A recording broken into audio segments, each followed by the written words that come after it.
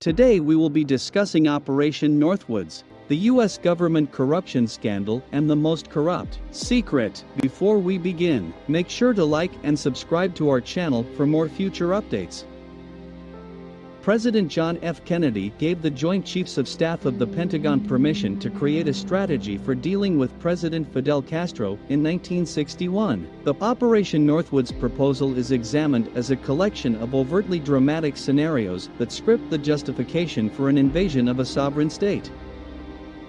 In 1962, the U.S. Department of Defense of the U.S. government conceptualized Operation Northwoods, a false flag attack against American citizens, in order to support a war against Cuba. The plans called for CIA agents to stage and carry out terrorist attacks against American military and civilian targets. They would then blame the Cuban government for the attacks. The possibilities listed in the document included the shooting down of a civilian aircraft, which would actually be a remotely controlled U.S. Air Force plane that had been painted over, the potential assassination of Cuban immigrants, sinking boats carrying Cuban refugees at sea, blowing up a U.S. ship, and planning violent terrorism in U.S. cities. John F. Kennedy, the president, rejected the ideas.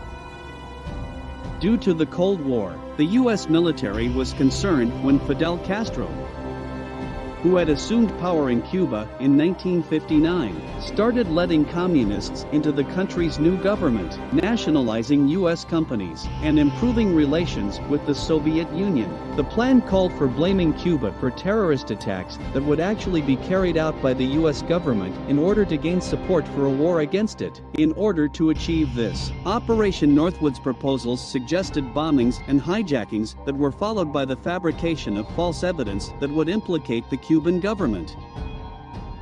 Operation Northwoods also included several other ideas, such as actual or simulated attacks on different U.S. military and civilian targets, in order to portray Fidel Castro in a negative light and mislead the American public. The operation suggested creating a communist Cuban terror campaign in the Miami area, in other Florida cities, and even in Washington that involved bombing civilian targets directly.